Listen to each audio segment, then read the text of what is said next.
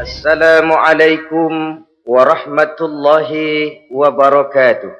Waalaikumsalam warahmatullahi wabarakatuh. Bismillahirrahmanirrahim. Alhamdulillahi rabbil alamin. Wassalatu wassalamu ala ashrafil anbiya'i wal mursalin, imamil muttaqin, sayyidil ghurril muhajjalin, sayyidina wa maulana Muhammadin wa ala alihi wa ashabihil mujahidin at-tahirin, amma ba'du. Saudara-saudara kaum muslimin rahimakumullah. Dalam kehidupan ini, pada satu sisi memang kita harus melaksanakan berbagai kegiatan amal ibadah. Tetapi pada sisi lain, kita juga harus menjaga jangan sampai amal ibadah yang sudah kita kerjakan itu dihancurkan oleh sikap kita sendiri. Bahwa kita sudah sholat, alhamdulillah. Bahwa kita sudah zakat dan memberikan sedekah, syukur. Bahwa kita sudah melaksanakan ibadah haji, thayyib. Apakah dengan demikian amal kita sudah menjadi banyak? Nanti dulu. Jangan berbangga hati dan puas diri. Pada kesempatan yang berbahagia ini, saya ingin menyampaikan satu hadis yang diriwayatkan oleh Imam Ad-Dailami, di mana Rasulullah sallallahu alaihi wasallam pernah bersabda, "Sittatu asya'in tuhbitul a'mal." Ada 6 perkara yang bisa menghancurkan amal yang sudah kita kerjakan.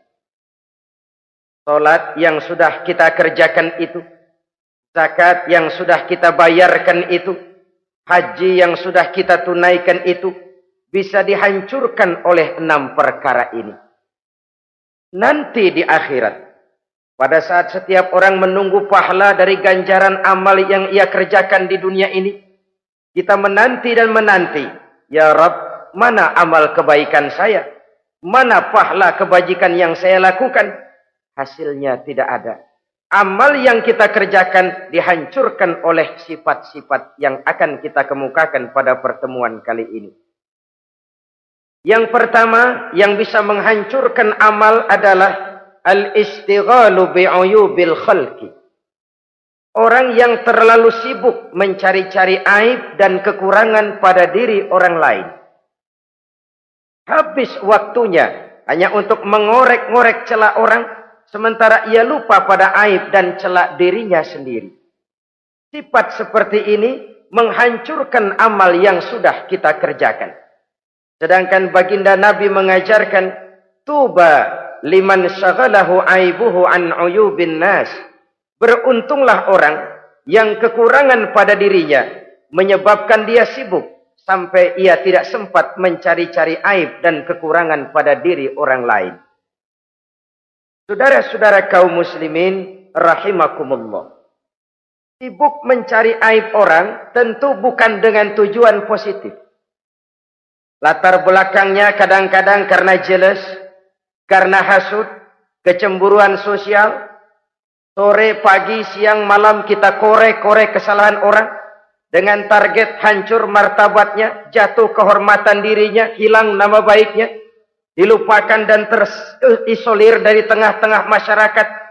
Perbuatan yang demikian sungguh terlalu amat sangat kejam. Salat kita, puasa kita, haji kita bisa dihancurkan jikalau kita terlalu sibuk mencari-cari aib orang lain. Muslim dengan muslim itu bersaudara. Kalau kita menganggap muslim yang lain adalah saudara kita, maka aibnya adalah aib kita, kekurangannya juga adalah kekurangan kita. Pada saat kita melihat pada dirinya terdapat kekurangan, tugas kitalah menutupi. Ini yang dijamin oleh Nabi, man satara musliman satarahullahu fid dunya wal akhirah. Siapa yang menutupi aib dan celah orang-orang beriman, Allah akan menutupi aib dan celaknya di hari akhirat nanti. Zaman sekarang, zaman gosip. Zaman sekarang, zaman isu. Sehingga hal yang 1 meter pun dapat jadi 5 meter. Yang 5 meter dapat saja menjadi 10 meter. Kita sibuk membumbui hal-hal yang kita tidak tahu duduk perkara yang sebenarnya. Bahkan lebih celaka, kadang-kadang kita malah sok tahu. Memberikan vonis dari sudut pandang kita sendiri. Adalah tidak bijaksana jika kita mengukur baju orang lain dengan badan sendiri. Baju orang lain kita ukur pakai badan kita. Tentu saja enggak pas. Begitulah. Terlalu sibuk mencari-cari aib orang lain, menghancurkan amal ibadah yang sudah kita kerjakan. Na'udzubillah, summa na'udzubillah.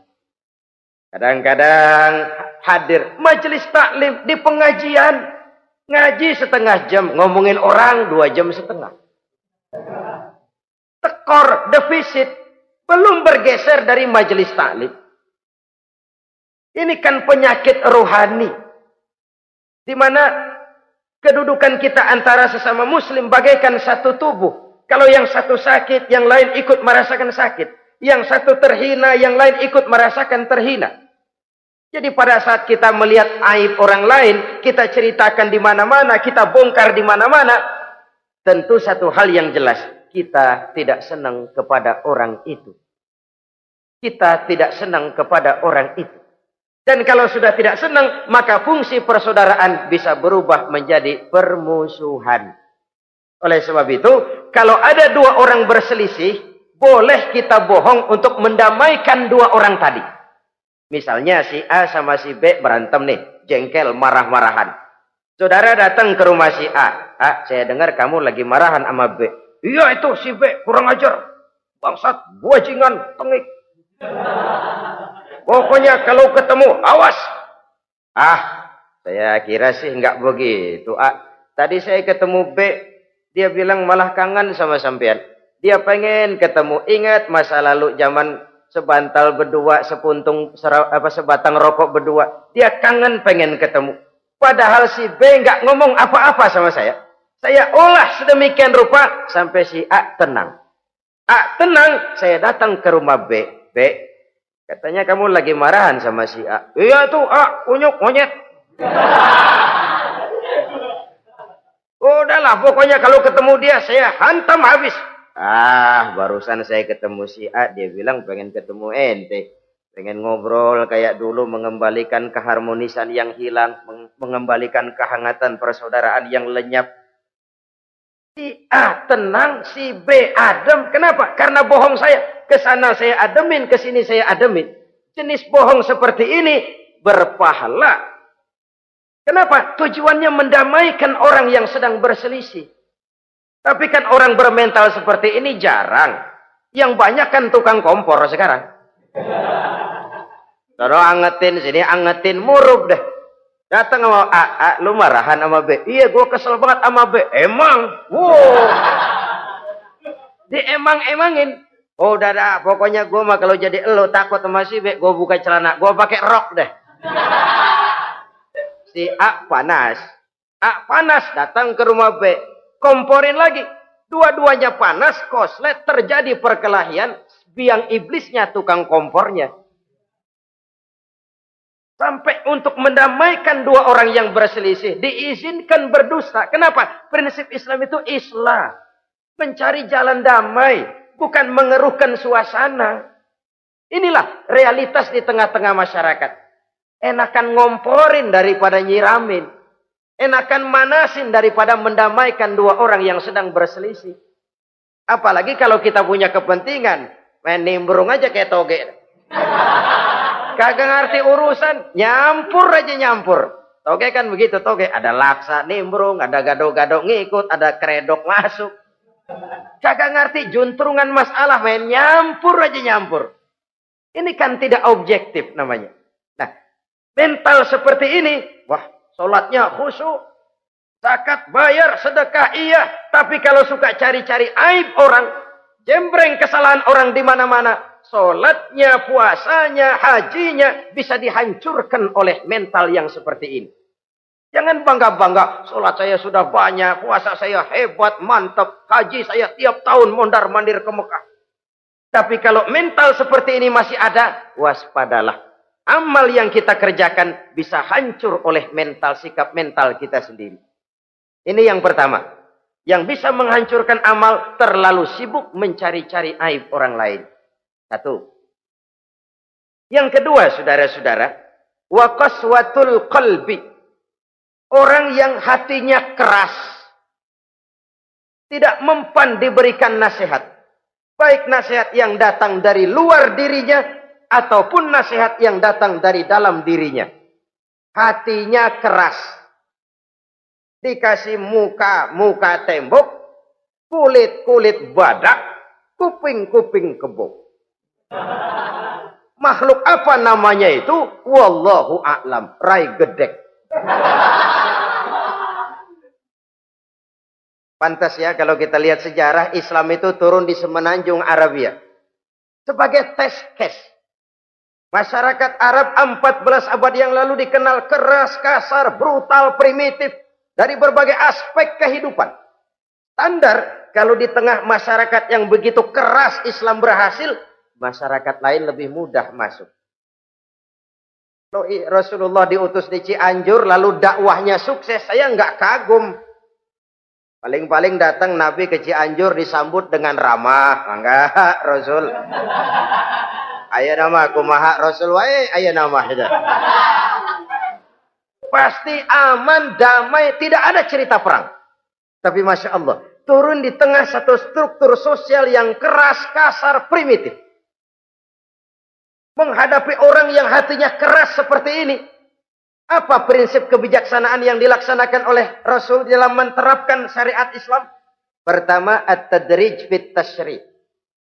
Dalam melaksanakan syariat, prosesnya melalui tahapan. Contoh. Jahiliyah dulu itu paling senang sama mabuk. Geng. Pinteler. Oh, jahiliyah itu kalau sudah mabuk nggak cuman minum, mandi pakai arak. Subhanallah. Mandi pakai arak.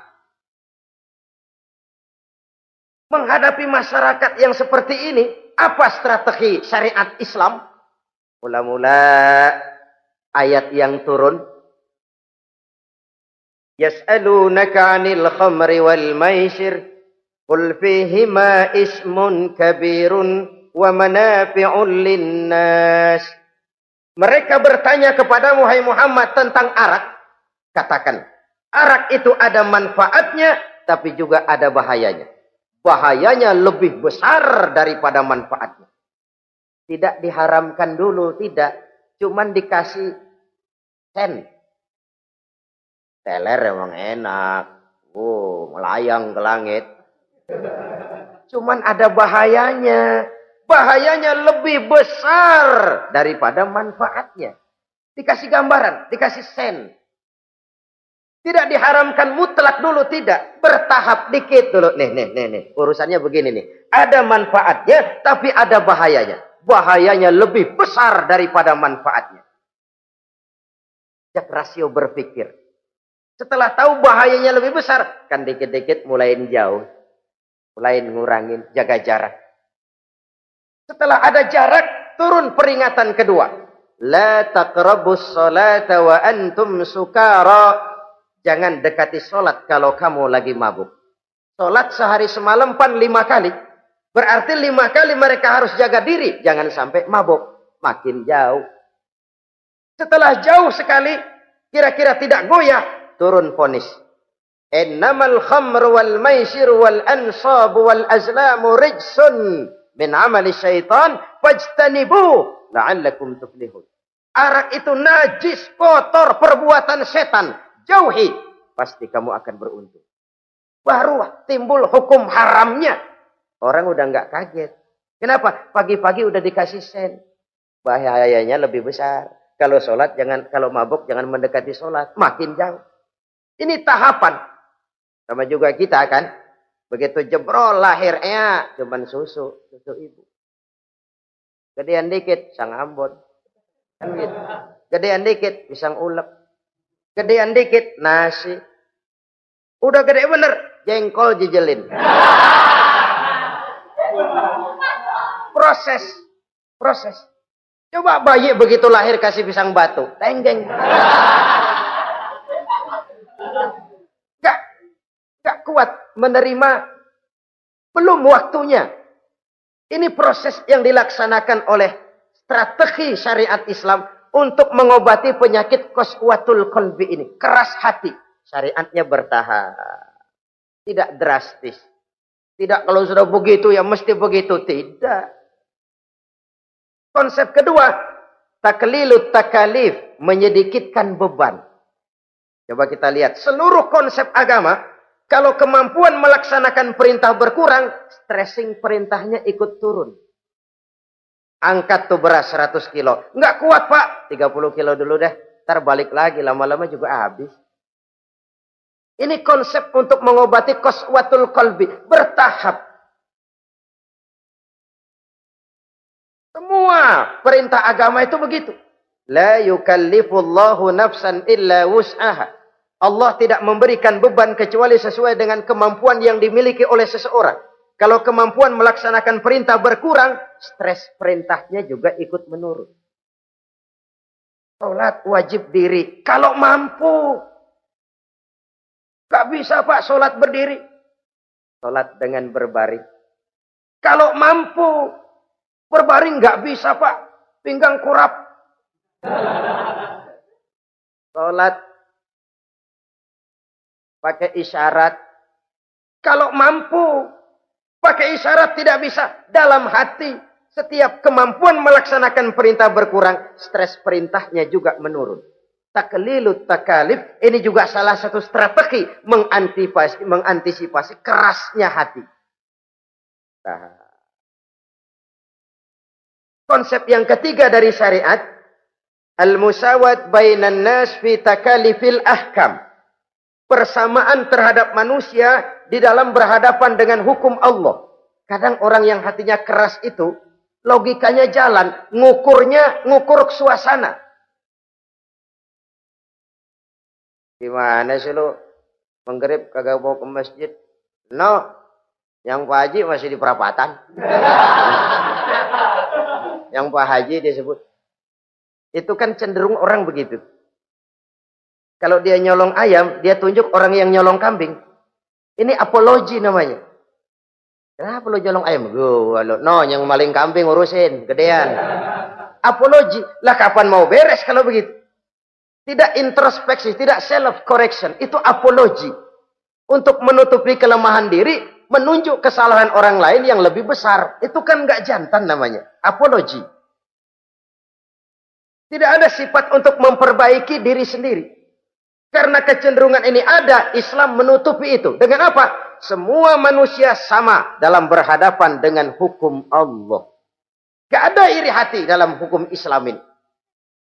Salat wajib. Wajib. Bagi siapa? Yang sudah balik dan mampu. Terhadap semua strata. Jenderal wajib, kopral wajib. Apalagi hansip. Tidak ada fasilitas. Wah kamu jenderal nggak apa-apa dah sembahyang setahun 2 kali. Idul Fitri aja Maidul Adha. Enggak tuh. Semua manusia sama dalam berhadapan dengan hukum Allah. Itu yang Nabi ingatkan. Orang-orang sebelum kamu dahulu hancur. Umat-umat sebelum ini rusak binasa. Kenapa? Karena mereka kalau orang kecil berbuat salah. Hukum cepat-cepat ditegakkan. Tapi kalau yang besar berbuat salah. Mereka diam pura-pura tidak tahu.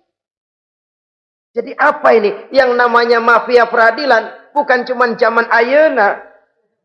Sejak zaman sebelum Islam Nabi sudah mengingatkan. Mereka dahulu hancur. Kenapa? Kalau orang kecil berbuat salah, hukum buru-buru ditegakkan.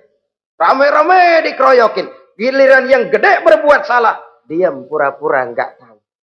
Hukum pakai pandang bulu. Saudara-saudara kaum muslimin rahimakumullah. Oleh karena itu orang yang keras hati itu bisa merusak amalnya sendiri. Enggak mempan nasihat, rai gedek, muka-muka cuek. Baik nasihat yang dari luar maupun nasihat yang dari dalam enggak mempan. Kan dalam hidup ini ada nasihat dari luar, dari orang lain, bisa dari fenomena kehidupan. Ini juga nasihat. Oh, dia itu kaya tapi pelit. Hatinya begitu ya. Katanya menteleng. Itu kan nasihat. Itu kan nasihat. Oh, dia waktu berkuasa tapi zolim, matinya begitu. Perutnya pancung.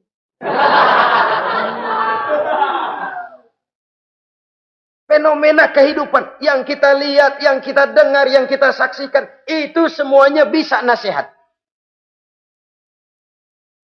Unzuru kaifa kana akibatul mukadzibin. Lihat kehidupan ini. Dunia ini kan sebuah sekolahan besar. Semua yang kita lihat, kita saksikan, kita pelajari, bisa jadi contoh buat kita. Orang yang bijak, yang bisa mengambil hikmah dari manapun datangnya. Baik dari yang baik, maupun dari yang tidak baik. Saudara-saudara kaum muslimin, rahimakumullah. Nasihat yang datang dari luar. Dari orang atau dari fenomena kehidupan. Atau nasihat yang tumbuh dari dalam diri sendiri. Perubahan organisme tubuh. Itu kan nasihat. Ya Allah. Sekarang cantik jelita. Iya, sedang sweet 17-an. Rambutnya hitam, ikal berderai. Iya, semua memuji. Alisnya katanya laksana semut beriring. Dagunya bak pauh dilayang. Kalau dia senyum, semua orang terpesona. Sekarang 50 tahun yang akan datang, coba senyum, kabur orang. Fenomena kehidupan. Apa yang tidak berakhir? Kenapa harus keras hati? Kita kata kita berkuasa, berapa hari kita punya jabatan? Kita kata kita kaya, berapa banyak harta kita? Kita kata kita alim, kita tahu. Apa yang kita tahu dari semesta jagat raya ini? Lalu apa yang tidak berakhir? Korun yang katanya kaya, mati itu. Fir'aun yang katanya gagah, mati. Napoleon Bonaparte, the Lion of Europe, singa daratan Eropa, mati. Saking matinya, mati.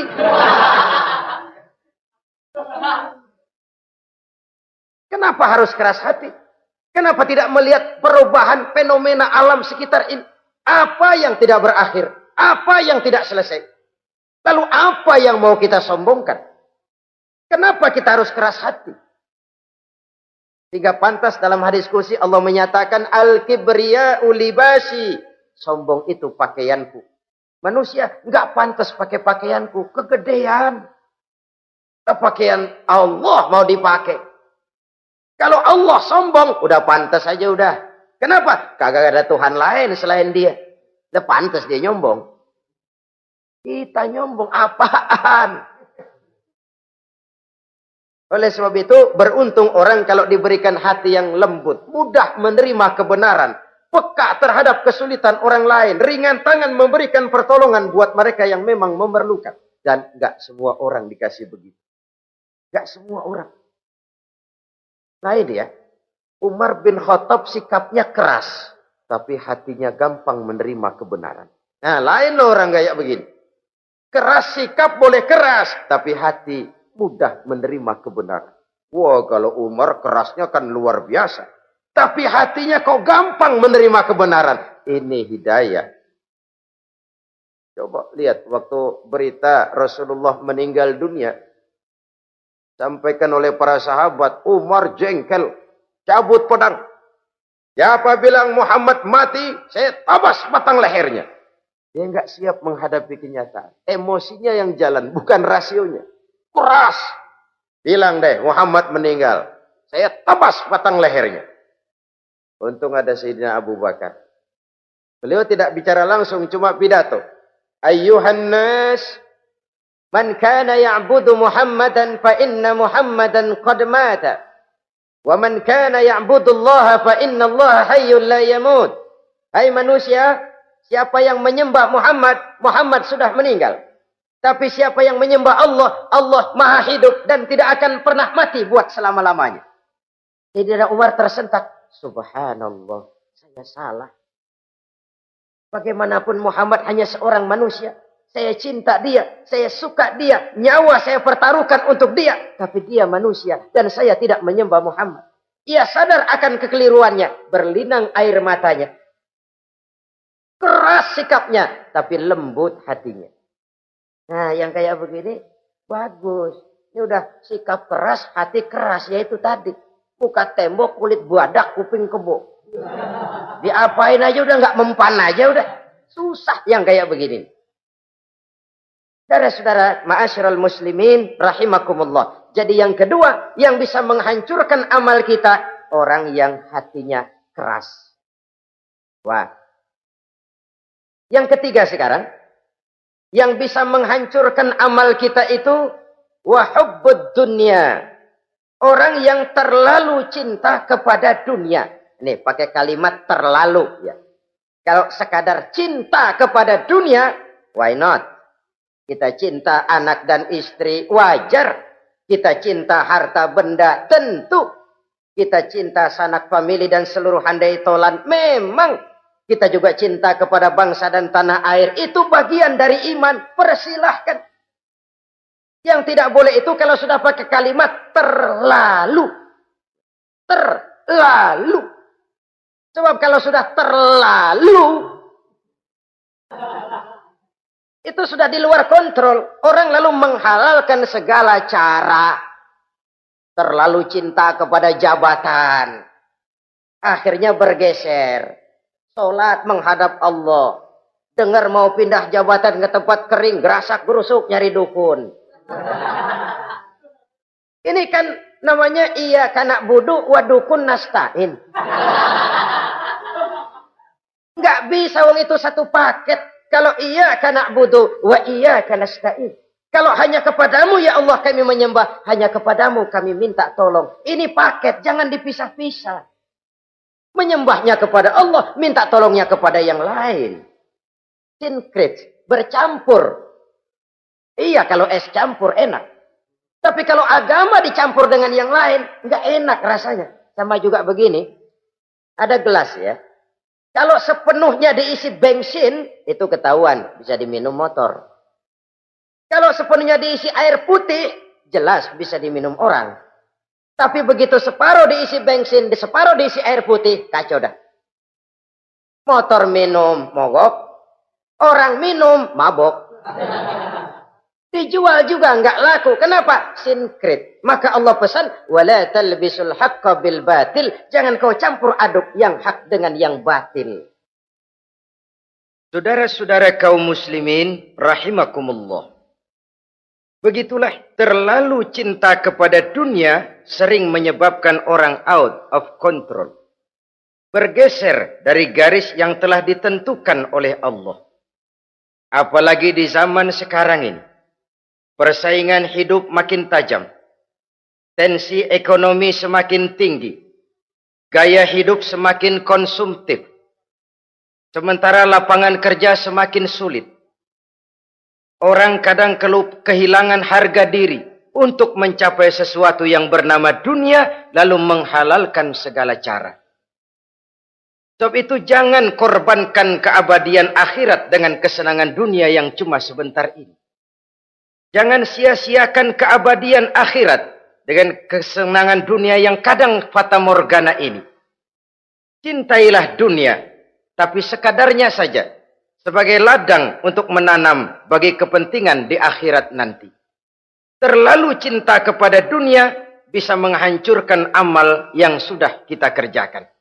Ini yang ketiga. Yang keempat, wa qillatul haya. Orang yang sedikit rasa malunya. Rasa malu merupakan bagian daripada nilai-nilai keimanan. Apabila rasa malu berkurang, artinya nilai iman juga ikut menurun. Kita melihat sekarang ini banyak orang pakai pepatah Arab dalam hidup ini. Bul ala zamzam fatu'raf, kata orang Arab. Kalau kepengen terkenal, kencingi sumur Zamzam. Itu bakal ngetop ke seluruh dunia. Sumur Zamzam dikencingin. Itu akan terkenal ke seluruh dunia. Terkenal apanya? Terkenal gilanya. Jadi apa maksud pepatah ini? Kalau pengen cepat terkenal, bikin yang aneh-aneh. Yang orang lain nggak kerjain, kerjain. Yang orang lain nggak pakai, pakai. Nanti kan aneh, dilihat orang. Kalau dilihat orang kan cepat ngetop. Pantas apa tidak nomor 18. Yang penting terkenal aja dulu dah. Artinya apa? Rasa malu dikuburin. Rasa malu disingkirin. Kalau sudah sedikit rasa malu, tidak terhalang melakukan perbuatan-perbuatan yang negatif. Satu contoh. Tujuan utama diperintahkan berpakaian itu kan menutup aurat.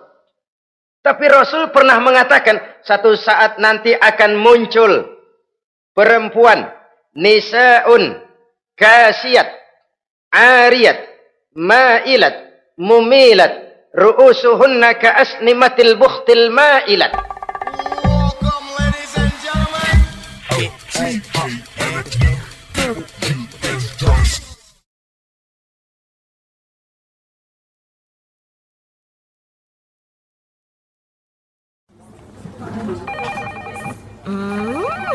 What is it? Ooh, a new chocolate product by the Integral CJ's Management. What chocolate? No, my girl.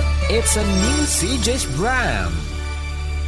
Kepalanya ditata begitu rupa persis kayak punggung onta. Itu rambut lagu apa tahu deh. Ini kan fenomena berpakaian tapi telanjang. Kenapa? Yang dikejar mode, yang dikejar merek. Kiblatnya Paris, London, Roma. Imamnya siapa? Pierre Cardin, Christian Dior, Escada, Etienne Egner. Merek yang dikejar, mode yang dikejar, aurat pontang-panting. Ditambah oleh tayangan-tayangan berbagai iklan yang merangsang anak-anak kita untuk hidup konsumtif. Iyo. Cocok iya jeng urang ya. Terangsang dia untuk konsumtif. Dihadapkan kepada kenyataan. Suasana ekonomi enggak menunjang. Orang tua lemah ekonominya. Dia lihat sekelilingnya, ternyata yang lain juga begitu. Banyak teman senasib, kumpul. Disingkirkan rasa malu. Akhirnya tukang bajai ditodong. Qillatul haya, sedikit rasa malu. Kalau sedikit rasa malu, dia tidak terhalang lagi melakukan perbuatan-perbuatan yang negatif. Dan itu berarti menghancurkan amal-amal yang lain. Sebab itu budaya malu ini sangat penting. Coba kalau dia hinggap di hati seorang pejabat. Pejabat yang punya rasa malu, Masya Allah, membawa manfaat yang besar buat rakyatnya. Contoh saja ya, di Jepang itu ada Perdana Menteri Hosokawa, saudara-saudara dengar. Baru 8 bulan jadi Perdana Menteri. Dia dijuluki Mr. Clean, Mr. Bersih. Diisukan terlibat skandal, cuma 4-6 miliar rupiah. Itu pun buat kampanye kemenangan partainya. Diisukan begitu rupa, malu Hosokawa. Malu, mengundurkan diri. Baru 8 bulan jadi Perdana Menteri. Mundur, malu. Padahal Hosokawa nggak kenal ketuhanan yang Maha Esa. Nggak kenal. Tapi budaya malunya luar biasa. Nah kalau sudah pejabat nggak punya malu. Habis. Kan sekarang umpamanya nih. Ada impres desa tertinggal. Disunatin. Sampai marah betul itu Bapak. Para pimpinan negara kita itu. Tidak ada maaf bagi pejabat yang nyunatin identitas. Kenapa? Kan tipis rasa malu. Turun dari atas sunatin. Turun ke bawah sunatin. Turun ke bawah sunatin lagi. Nyampe bawah tetelan doang dikit banget. Kebanyakan tukang sunat. Saudara-saudara. Budaya malu yang nipis. Orang kaya kalau punya budaya malu. Bawa rahmat bagi lingkungannya. Ulama kalau punya rasa malu, nggak jual ayat menghalalkan yang haram, mengharamkan yang halal. Bagaimana Kiai? Haram karena belum dapat bagian. Begitu dapat jatah, haram dikit dah. Kiamat umat kalau sudah kayak begini. Budaya malu di segala strata sekarang ini menipis. Dan itu tentu berangkat dari kualitas keimanan. Ini yang perlu dipompa ke permukaan. Dan dilematis memang sering terjadi. Satu contoh, pada satu sisi kita menggalakkan proyek pariwisata. It's okay, kita perlu devisa. Tapi pada sisi lain kita harus menjaga nilai-nilai luhur dari budaya bangsa kita. Jangan sampai kemasukan wisata mancanegara, lalu budaya mereka yang tidak sesuai juga ikut kita serap. Bule masuk ke Indonesia, pakaian seenaknya, dia mau udah pantas aja udah. Perempuan ayab-ayaban ke pasar pakai kutang doang, bule pantas aja. Bocah kita ayab-ayaban ke pasar pakai kaos kutang, perempuan mana panok melulu.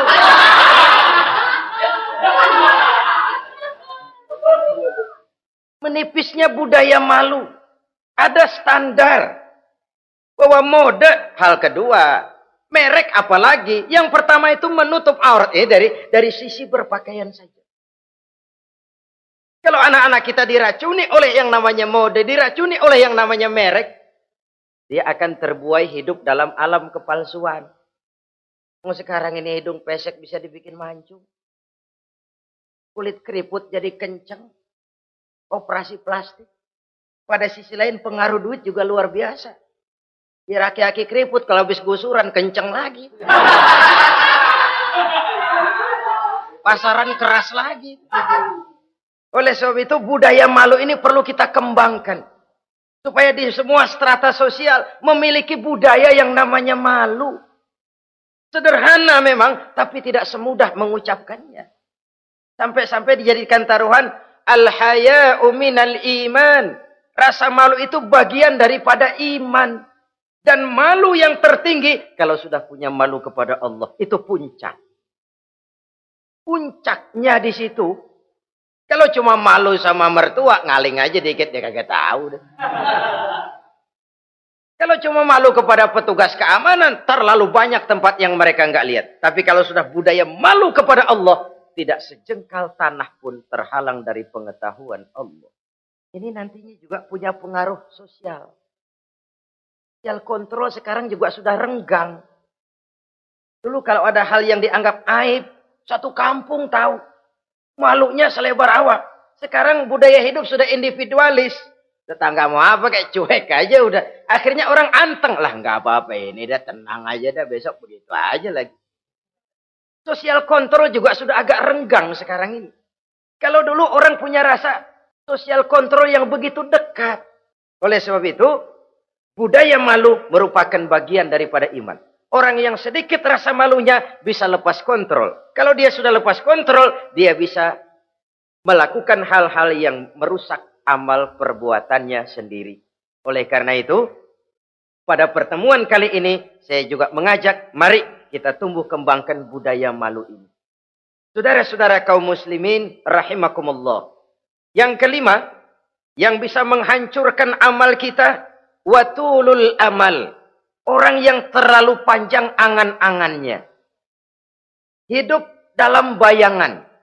Kakinya tercabut dari alam realitas. Mengharap burung terbang tinggi, tapi punai di tangan cepat-cepat dilepas. Akhirnya burung di tangan terlepas, punai juga tidak datang. Terlalu panjang angan-angan. Hidup cuma nunggu keajaiban. Yang diwiridin jikalau. Orang sudah kemana-mana dia masih anteng. Jikalau andai kata umpama misalnya. Islam bukan agama orang pemalas yang selesai sholat lalu berpangku tangan. Ada orang yang cuma sujud saja rezekinya mengalir. Ada. Ada orang yang cuma munajat di keheningan malam. Rezekinya mengucur. Ada. Tapi kan bukan kelas kita. Itu kelas antara dia dengan Allah, tidak ada jarak lagi. Orang-orang yang batinnya bersih. Doanya didengar. Permohonannya dikabulkan. Permintaannya cash. Kalau kita bisa bayang cuma nadah doang, nggak mau usaha, paling banter orang undang tahlil kita. sandal besek campur geretan udah. Kita ini tahap yang bekerja, berusaha, berdoa, tawakal. Pernah dalam satu sholat Jumat Rasulullah di masjid ada seorang sahabat Badui datang dari pedalaman mau sholat Jumat, turun dari onta cepat-cepat masuk ke masjid. Ditegur oleh Rasul, ontamu sudah kamu ikat? Belum ya Rasul. Kenapa? Saya tawakal kepada Allah. Marah Rasul. Keluar, ikat ontamu. Masuk lagi ke masjid, baru tawakal. Sederhana sekali, tapi inilah gambaran kehidupan. Ikat ontamu baik-baik, baru tawakal. Kalau nggak diikat, udah tawakal, terus hilang, tawakalnya salah. Sudah diikat rapi-rapi, masih hilang juga. Nah, tawakalnya benar. Sudah usaha, sudah ikhtiar. Toh hilang juga. Gambarannya sederhana. Ikat ontamu baik-baik, lalu masuk ke masjid, barulah engkau bertawakal. Jangan onta dibiarin keliaran, lalu tawakal. Tawakalnya yang salah. Saudara-saudara kaum muslimin, rahimakumullah. Islam mengajarkan keseimbangan. Kita wajib berusaha, tapi tidak wajib untuk berhasil. Hasil itu hak prerogatifnya Allah. Berusahalah sebagaimana harusnya di satu sisi, tapi minta tolonglah kepada Allah di sisi lain. Ada keseimbangan.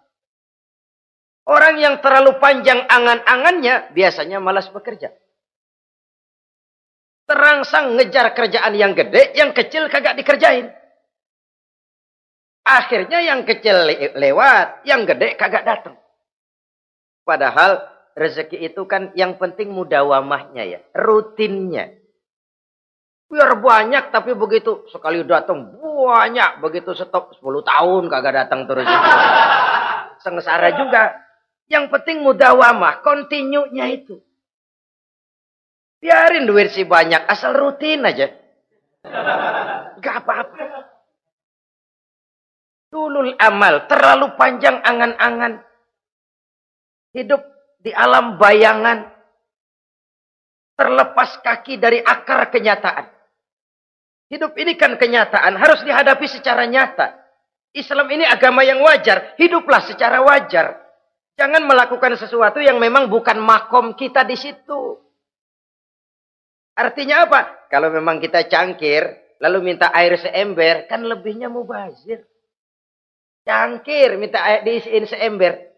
Buat apa lebihnya? Bukan makom kita.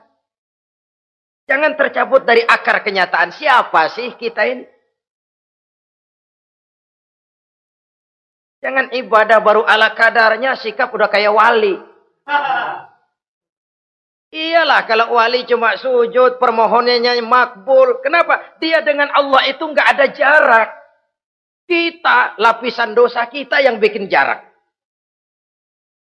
Makanya sering dijelaskan ya.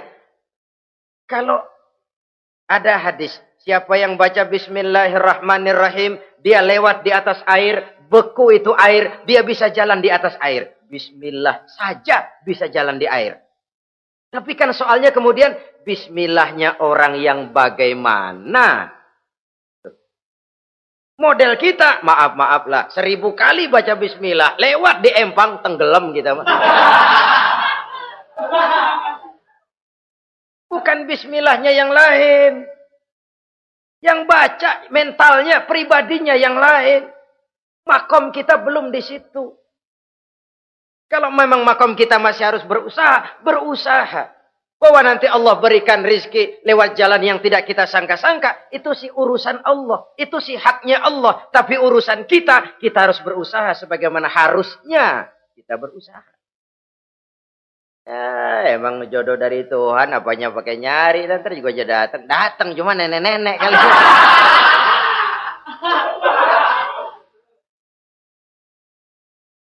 Bekerja, berusaha. Jangan terlalu panjang angan-angan. Hiduplah secara nyata, apa adanya, yang wajar-wajar saja. Tinggal di gubuk reot, hidup pakai gaya jet set. Ngagul dah. Sama merek mobil kenal banget, mobil orang-orang. Udah bukan main kalau ngomong deh. Di atas awan hidupnya. Di atas awan. Ngomong kagak ada yang kecil deh. Gak pakai juta udah. Miliar. Triliun. Ngerokok tetap aja ngombe. Silahkan mengharap burung terbang tinggi. Tapi punai di tangan jangan dilepas. Realitas apa? Idealisme boleh terbang setinggi langit. Tapi kaki tetap berpijak di alam realitas. Ayo kita ngambil contoh dari Rasulullah Sallallahu Alaihi Wasallam. Rasulullah itu kan dikasih mukjizat, fasilitas, tapi nggak ngandelin. Buktinya apa? Nabi hijrah ke Madinah. Itu kan manusia.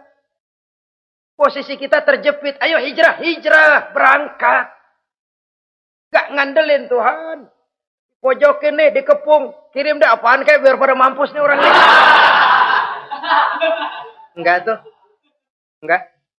Walaupun beliau punya mukjizat. Tapi enggak ngandeli. Kenapa kita enggak lihat itu? Perang Uhud kalah. Berlumur darah dari kakinya yang mulia itu. Kalau ngandelin mukjizat, apa pantas Nabi kakinya sampai berdarah? Apa pantas sampai kalah? Kenapa enggak rekes, simsalabim, hancur musuh? Tidak, beliau tidak tercabut dari akar kenyataan. Beliau manusia, hidup dan berjuang secara manusiawi. Perkara Allah mau kirimkan mukjizat, itu haknya Allah. Waktu di Taif, saudara masih ingat. Dilontari dengan batu, menghindar ke kebun anggur. Turun malaikat Jibril, Muhammad, innallaha amaroni an uti'ak. Allah perintahkan saya datang menemuimu di sini untuk mendengar komandomu. Sekarang apa mau kamu? Kalau mau kau orang Taif yang melontari kau dengan batu hancur, saat ini saya angkat Jabal Uhud. Saya timpakan mereka biar mati semua. Bagaimana? Dalam keadaan terpojok, dilemparin batu, dikeroyokin, menghindar ke kebun anggur. Turun Jibril nawarin bantuan. Apa jawab Nabi? Jangan Jibril. Jangan. Saya diutus bukan buat ngancurin orang. Saya ini rahmah bagi alam. Tapi kamu disambitin. Biarin. Saya berjuang jangka panjang Jibril. Kalau sekarang mereka ingkar. Barangkali nanti anak-anaknya mau beriman. Saya tungguin anak. Kalau anaknya kafir lagi Muhammad. Cucunya. Oh susah Muhammad, susah. Kenapa? Bagaimana bapak, begitu anak. Gak begitu. Lalu mau kamu apa?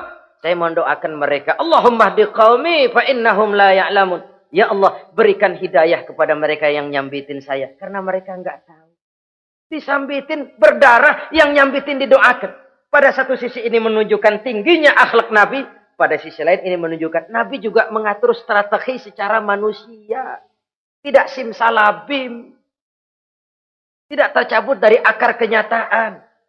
Padahal kita kalau lagi kepepet ada yang nolongin, kan demen banget. Kali mah kalau kita yang jadi nabi tuh, disambitin orang, turun Jibril, bagaimana hancurin? Sikat Jibril dah.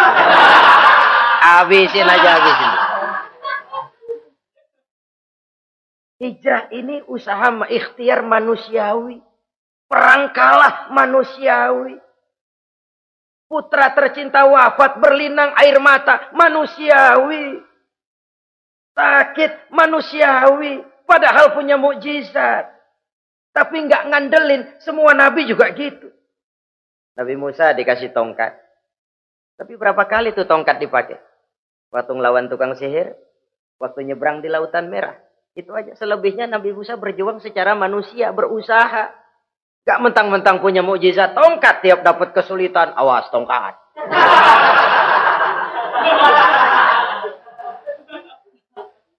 Utuh manusiawi. Ini Rasul. Kenapa kita nggak lihat itu? Kenapa kita lalu tercabut dari akar kenyataan dan hidup dalam khayalan? Sampai di satu anekdot yang menyentuh. Sekarang ini akibat tayangan-tayangan televisi begitu rupa. Ada seorang bapak ditanya sama anaknya. Pak, Tuhan sama Batman kuatan mana sih? Logikanya sudah dipenuhi oleh gambaran Batman. Bahwa Batman itu kuat, gagah, menolong yang lemah. Timbul logika. Kuatan mana sama Tuhan katanya. Pengaruh yang dia lihat itu membentuk opini. Sama juga sekarang coba lihat ibu-ibu. Kalau udah Cassandra, itu masakan ditinggal tuh angus di dapur. Angit tuh tempe juga.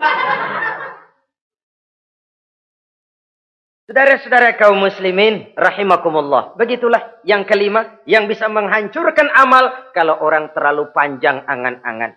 Hiduplah secara wajar karena Islam memang agama yang wajar. Jangan melakukan sesuatu yang memang bukan makom kita di situ. Jangan melakukan sesuatu yang memang bukan posisi kita di situ. Kullun ya'mal ala syakilatih. Jangan minta ayam menggonggong. Jangan minta kambing mengeong. Bukan bagiannya. Bukan bidangnya.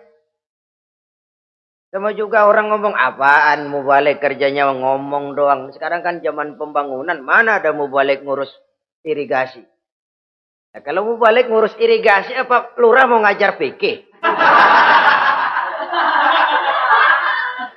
Jangan tercabut dari akar kenyataan. Toh prinsip modern saja mengajarkan the right man on the right job. The right man on the right place.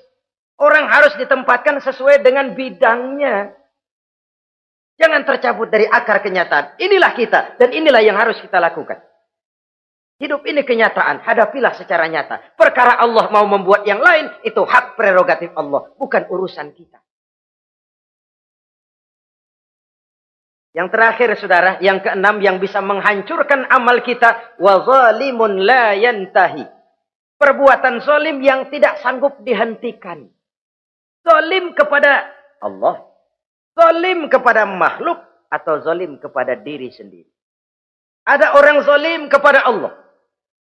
Begini banyak nikmat yang diberikan Allah. Nggak sanggup dah kita ngitungnya. Dari bangun tidur sampai tidur lagi nikmat nggak pernah berhenti itu.